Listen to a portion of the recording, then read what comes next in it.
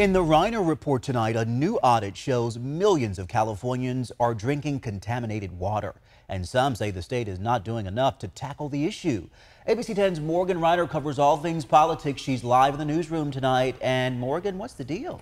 Chris, 1 million people are currently drinking unsafe water, but the report found that about 1 million more are on the verge of also drinking contaminated water.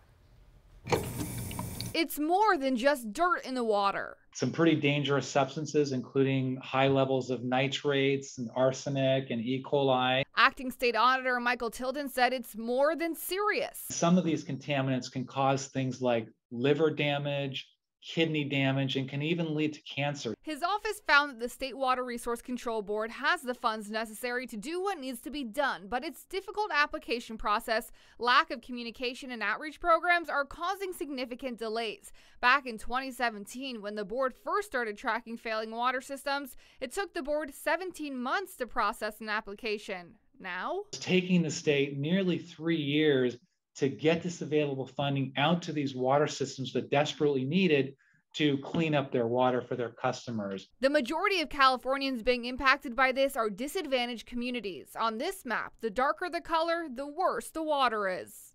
I'm furious. Congressman Josh Harder represents the San Joaquin Valley in red. We have an elementary school in Manteca where the drinking fountains are full of arsenic that our kids were drinking out of. Luckily, those fountains are closed down, but we wanted to make sure that we could clean up this drinking water to make our communities safer.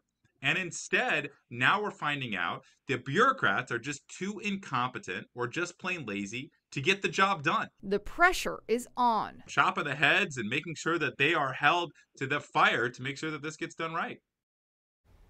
So what are the recommendations to fix this? First, amend state law and require the water board to come up with a timeline in an annual report. Then make the application process easier. And finally, do the outreach they're already supposed to be doing to help out those local water districts. So many questions, such a concerning issue. What is the board saying about all of this? Well, they did respond saying that they fully admit that there needs to be more work done. However, they disagreed with the part where the audit says that there's not enough urgency. They basically said that back in 2019, there was 1.6 million people who were drinking unsafe water. So although it's 1 million right now, they said they're still making progress. We'd like to see a lot more, though. Okay, Morgan, thank you.